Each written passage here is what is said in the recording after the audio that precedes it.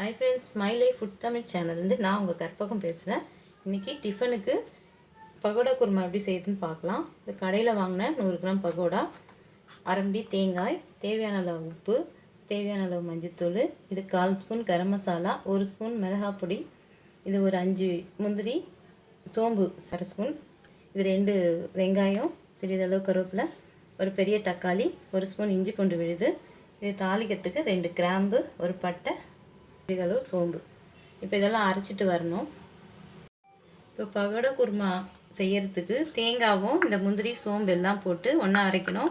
வெங்காயம் தனியாக அரைக்கணும் மிக்சியில், இது தக்காளி தனியாக அரைக்கணும். இப்போ ஸ்டவ் பற்ற வச்சுக்கலாம், கடாய் வச்சுக்கலாம். 4 ஸ்பூன் எண்ணெய் போட்டுக்கலாம்.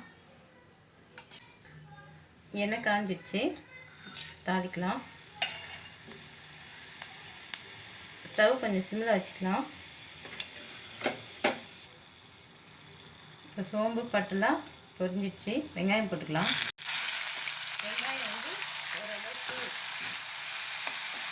இது பச்சை வாசனை போகணும். பச்சை வாசனை போயிடுச்சு, கருவேப்பிலை போட்டுக்கலாம்.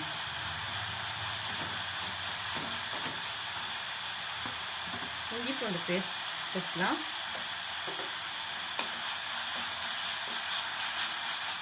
அதை பச்சை வாசனை லைட்டாக போகிற மாதிரி வறுத்தா போதும். அது தக்காளி போட்டுக்கலாம்.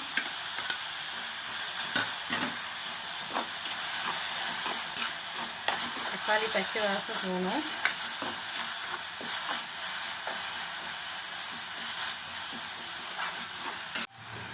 தக்காளி பச்சை வாசனை போயிடுச்சு.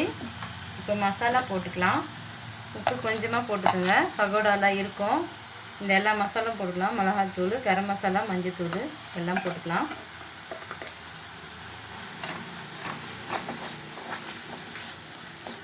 லைட்டாக அப்படி வதக்கலாம் போகிறோம்.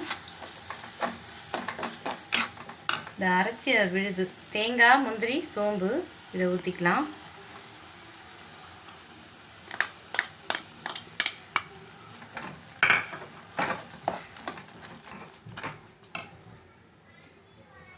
இதுக்கு தேவையான அளவு தண்ணி ஊற்றிக்கலாம்.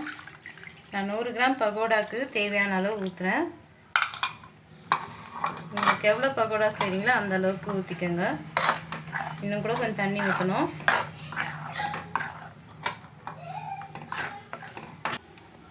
நான் இந்த அளவுக்கு தண்ணி ஊற்றிருக்கேன். ஒரு கொதி நல்லா ஒரு 4 கொதி வரட்டும். நீங்கள் ஹை ஃப்ளேமில் வச்சு மூடி போட்டு வச்சுருங்க. இது கொதிக்க ஆரம்பிச்சிடுச்சு. இப்போ ஓப்பன் பண்ணி வச்சுருங்க. ஓப்பன் பண்ணி வைங்க. அது சிம்மில் வச்சுக்கோங்க. ஒரு 3 நிமிஷம் கொதிக்கட்டும். இந்த குருமா தேங்காய் வாசனை பச்சை வாசனை போட்டோம். இதை கொதிச்சிடுச்சு. பகோடா போட்டுக்கலாம்.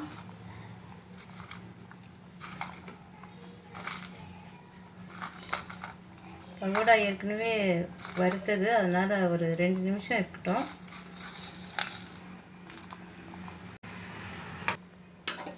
ஹை ஃப்ளேமில் வச்சு ஒரு நிமிஷம் கொதிக்க விடுங்க. குருமா ரெடி ஆகிடுச்சு. ஸ்டவ் ஆஃப் பண்ணிடலாம். வேறு பாத்திரத்தில் மாற்றி வச்சு